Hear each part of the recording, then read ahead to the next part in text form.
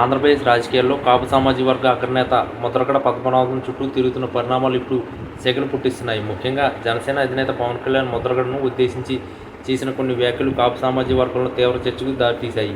ఈ నేపథ్యంలో మాజీ మంత్రి అంబటి రాంబాబు చేసిన వ్యాఖ్యలు రాజకీయ వర్గాల్లో పెను సంచలనం రేపుతున్నాయి. ముద్రగడ పద్మనాభం కేవలం ఒక వ్యక్తి మాత్రమే కాదని, ఆయన ఒక ఉద్యమం అని, దశాబ్దాల కాలంగా కాపుల హక్కుల కోసం తన జీవితాన్ని పణంగా పెట్టిన గొప్ప నాయకుడని అంబటి కొనియాడారు. అలాంటి వ్యక్తిని పవన్ కళ్యాణ్ అవమానించడం అంటే మొత్తం కాపు జాతిని అవమానించడమేనని ఆయన ఘాటుగా విమర్శించారు. పవన్ కళ్యాణ్ తన రాజకీయ లబ్ధి కోసం సొంత సామాజిక వర్గ పెద్దలను కించపరచడం తగదని ఆయన హెచ్చరించారు. ముద్రగడ పద్మనాభం గారు గతంలో కాపు రిజర్వేషన్ల కోసం చేసిన పోరాటాలు, అలాగే ఆయన కుటుంబం అనుభవించిన వేధింపులు ప్రతి కాపు బిడ్డకు తెలుసని అంబటి గుర్తు చేశారు. పవన్ కళ్యాణ్ కేవలం చంద్రబాబు నాయుడు ముప్పు కోసం ముద్రగడను విమర్శిస్తుందని, ఇది ఆయన అజ్ఞానానికి పరాకాష్ట అని అంబటి ఎద్దేవా చేశారు. పవన్ కళ్యాణ్ తనను తాను ఒక గొప్ప నాయకుడిగా భావించుకోవచ్చు, కానీ క్షేత్రస్థాయిలో కాపులందరూ ఆయన తీరును గమనిస్తున్నారని, త్వరలోనే కాపులే పవన్ కళ్యాణ్కు బుద్ధి చెబుతారని అంబటి జోస్యం చెప్పారు. ముద్రగడ లాంటి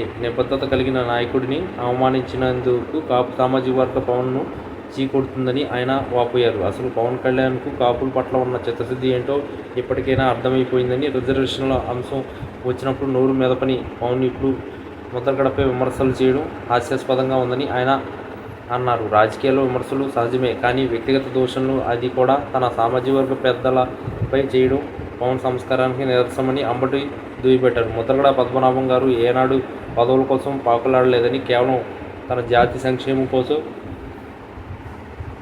పనిచేశారని అంబటి స్పష్టం చేశారు. పవన్ కళ్యాణ్ ఇప్పటికైనా తన తీరు మార్చుకోవాలని, లేకపోతే కాపుల ఆగ్రహానికి గురికాక తప్పదని ఆయన హెచ్చరించారు. రాబోయే రోజుల్లో పవన్ కళ్యాణ్ కాపులు ఓటుతోనే గెలవాలని చూస్తున్నారని, కానీ ఇట్లాంటి అవమానకర వ్యాఖ్యలు చేస్తే కాపులే ఆయనకు దూరం పెడతారని అంబటి వివరించారు.